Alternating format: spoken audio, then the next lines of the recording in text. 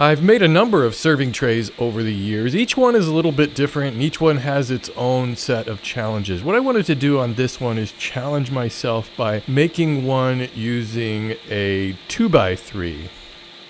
This is just a really cheap piece of construction grade pine that I picked up at Home Depot. I think the key to making serving trays is to keep them as shallow as possible and to make them as lightweight as possible, because the weight is going to be coming from whatever you're carrying. You don't want the tray itself to be really heavy. So what I want to do is cut this down into 1/2-inch thick boards. The thing about using 2x3s or 2x4s is that they have those rounded edges that you need to cut off and square up. So I'm trying to cut the face of these boards. My saw blade doesn't go high enough to cut through that full width of the board. So I'm just cutting it, a little more than halfway and then flipping the board around and cutting the rest of it. When making a cut like this with a board on its edge, I just want to pay extra attention that it's supported so that it doesn't tip over, especially into the blade.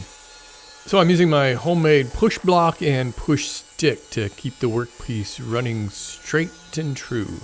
Now that I've got a little bit shaved off of the faces of these boards, I can set my rip fence to cut out the 1/2-inch thick boards. Here again, I cut halfway through, then flip the board over and cut out the remainder.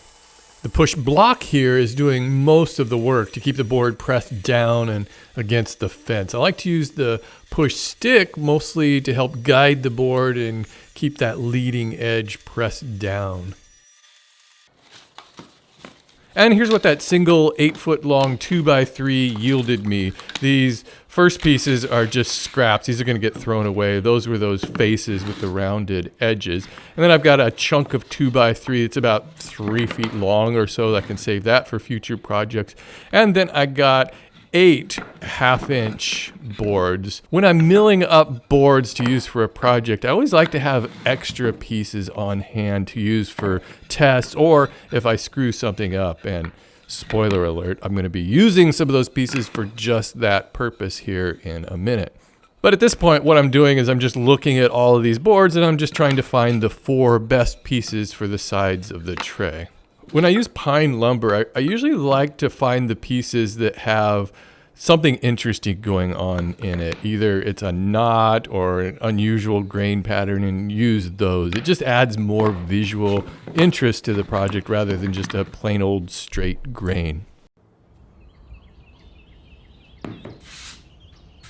One of the things I always like to preach to woodworkers is the value of having a set of plans to work with. If you just take the time to design a project with detailed measurements, it really does save a ton of time and potentially wasted lumber. And normally that's what I do, but this time I thought it would be a fun challenge just to see what I could come up with by just winging it. I've got scrap wood and time, so the stakes are pretty low. Really what I find is that this involves a lot more time in my head, just staring at boards and imagining what the dimensions and the features might be on the final tray. I know that I want to use a 1/4-inch thick piece of plywood for the base. I've got plenty of scrap pieces. So this first piece looked like it would fit, but the grain is going in the short direction, which to me, it just seems weird. I guess it's a visual choice, but to me, the grain should run the long direction. Although you could certainly make a case for running it the other way, I suppose. I decided it would be interesting to make the 2 shorter pieces beveled or angled out at a 20-degree angle. This will add some visual interest to the project, and it's going to come with a set of challenges that I'm kind of looking forward to solving.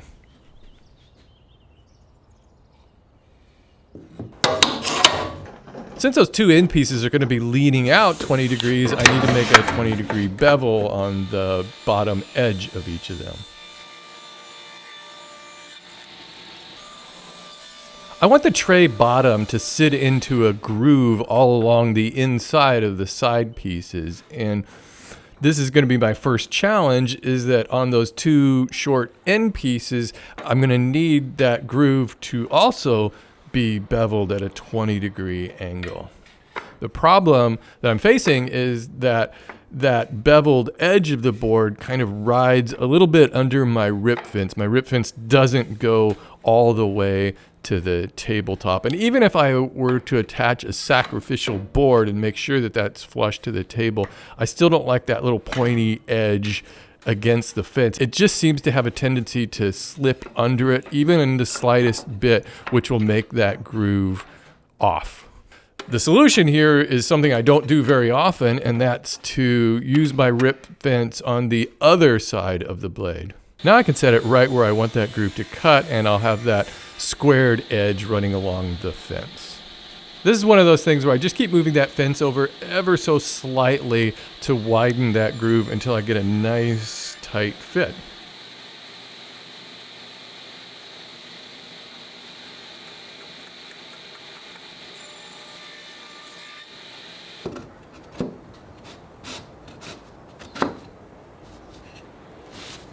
I also need to cut grooves in the two long sides of the tray. These aren't going to be beveled, so I need to put my saw blade back to its 90-degree position. First, I'll just square up their edges.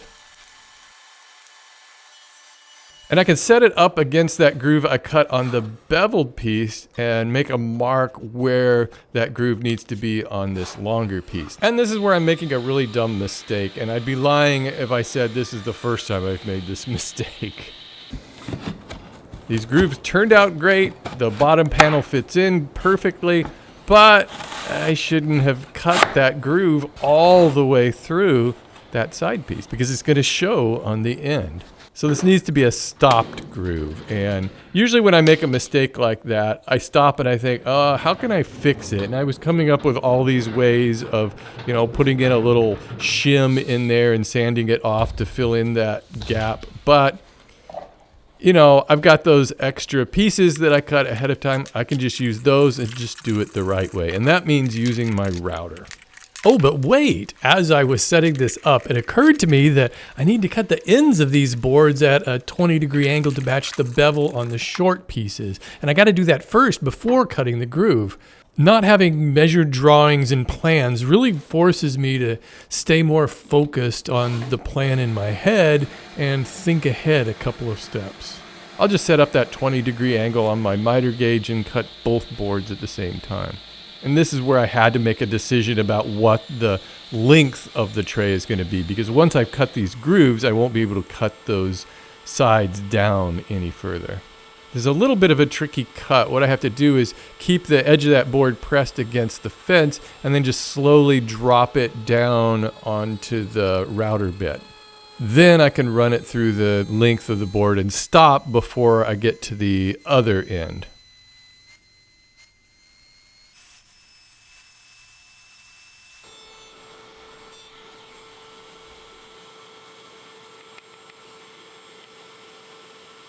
The end of that groove just needs to come within a 1/2 inch of the end of the board so that it'll be covered up.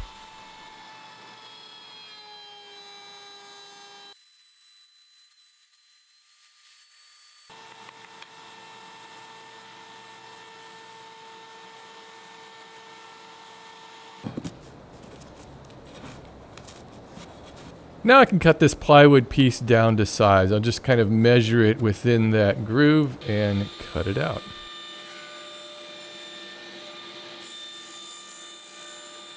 And I'll do the same for the other dimension.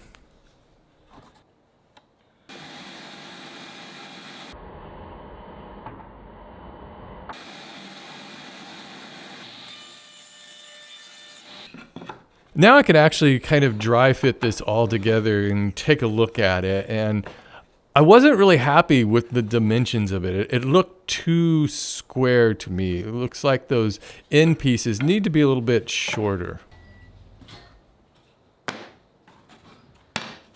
This is certainly an easy fix. I can just cut out those two end boards at the same time to make them the same length.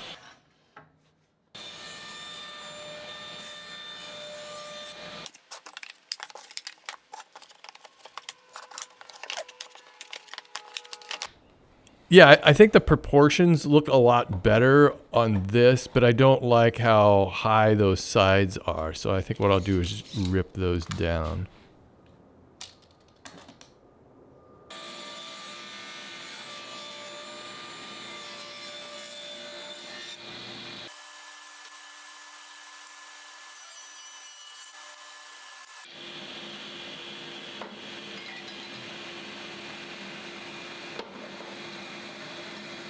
I'm going to leave the two end sides a little higher though, because I think I want to shape those differently.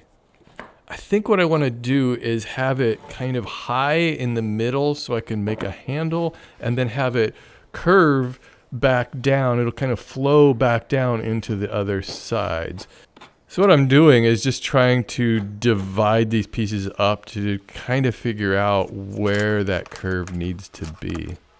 And I want to take into consideration about how long the handle needs to be, something that's comfortable that you can fit 4 fingers into. The next challenge is I want to cut out this curve but have it follow that same 20-degree bevel. So I'll use my jigsaw and I'll just set the base to 20-degree bevel.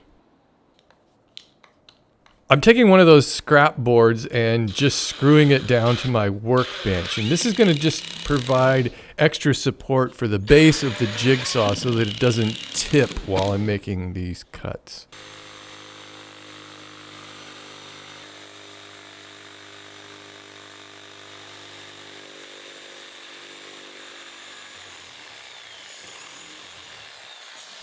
I need to flip that base over in the opposite direction to make the other side of that cut.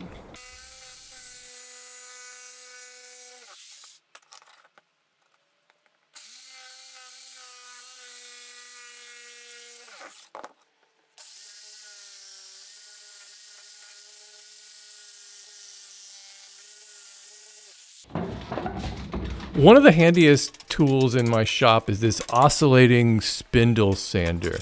I keep it on the other side of my disc sander. When I need to use one or the other, I can just flip it over on this stand. If you're interested in making this stand, or really any of the fixtures and tables that you see in my shop, these are all part of my weekend workshop course. It's over at theweekendworkshop.com. I'll change that spindle over to the largest one I have, since those curves are pretty gentle. And of course I have the same problem here, is how do I get that 20-degree bevel, and I think the solution is really just to kind of hold it at a 20-degree angle. The bevel's already been set in place with the jigsaw, so now I just kind of need to maintain that same angle. It just needs to be smooth and look like it matches the other side of the board. Nobody who uses this tray is going to be grabbing a protractor to check that it's really 20-degree angle. To make the slots for the handles, I'll start by making 2 3/4-inch diameter holes in each piece. I need these holes to be at a 20-degree angle. I think how I'll do this is I'll wedge the workpiece up against the fence and hold it in place with a scrap board clamped to the table. The problem here is that pointy edge of the board is dipping into the slot in my fence for the stop block. So what I'll do is I'll just flip the fence around to that smooth side. I'm not going to be needing a stop block for these holes anyway.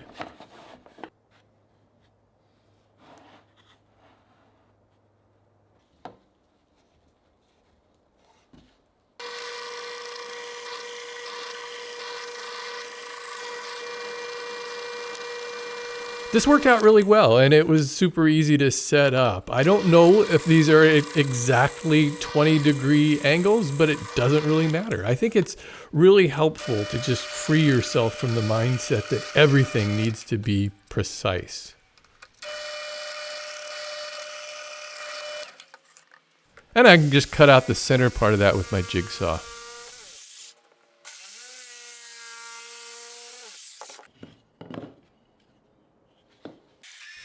Back at my spindle sander, I can smooth out the inside of that slot.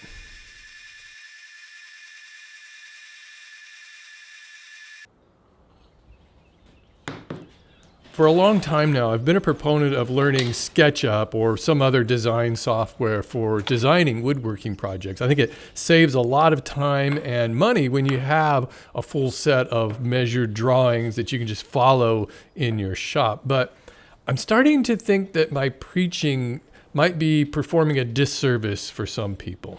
We can use any design or drawing tools to any extent at any point in the process of building a project. Turning your ideas into reality is largely dependent upon your actual experience building projects. It's perfectly reasonable to have a design for a project in your head and just start building with no plans. Or maybe you just need a simple pencil sketch with the overall dimensions. Or maybe there's a specific part of the project that you need to work out on paper before committing it to wood. Design is a process that doesn't have to start in front of a computer or even use a computer at all.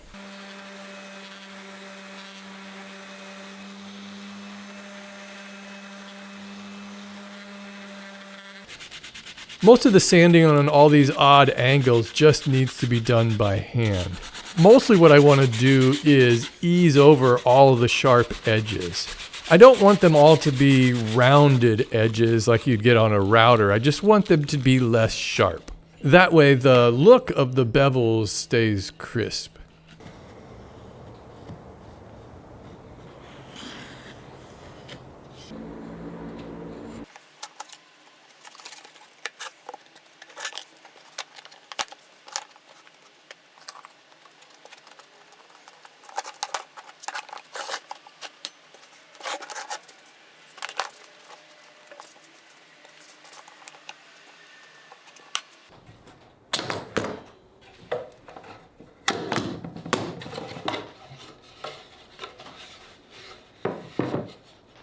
The four sides are just glued together with butt joints, which isn't very strong. I'm going to reinforce them with some dowel pins.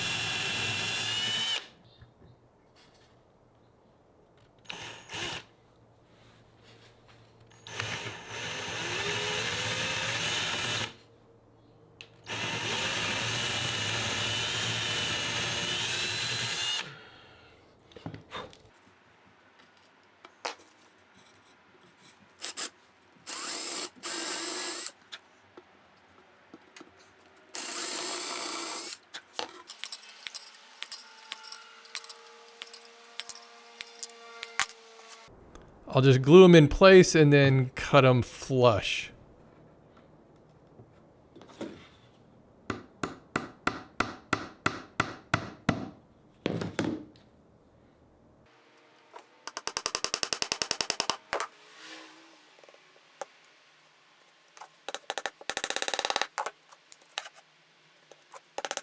This is a Japanese flush trim saw. It works really good for cutting these dowels flush with the face of the wood. Those will give the tray extra strength, plus it adds a nice little design element.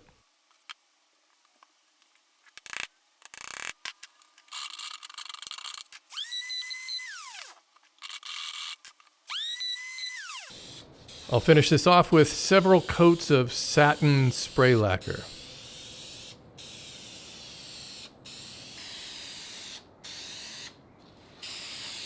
Making this tray without having any plans was a good challenge for me. I spent a large amount of time just staring at boards and trying to envision what I wanted the tray to look like, and I made a couple of mistakes that I probably could have avoided if I had drawn up detailed plans. I think it took me a lot longer to build, but mostly it was a fun experience and I got to spend a lot more time in the shop. I've made a few serving trays in the past, so I was able to draw on those experiences and apply techniques from other projects as well to build this. I could foresee some potential pitfalls and avoid a lot of them simply because I've made a gazillion projects. My enjoyment might have been different if this were one of my first projects to tackle, but then again, I would have designed it within my existing skill set. And don't get me wrong, I still think that SketchUp is extremely valuable. It's a great tool for helping to visualize your ideas, but don't assume that it's needed for design.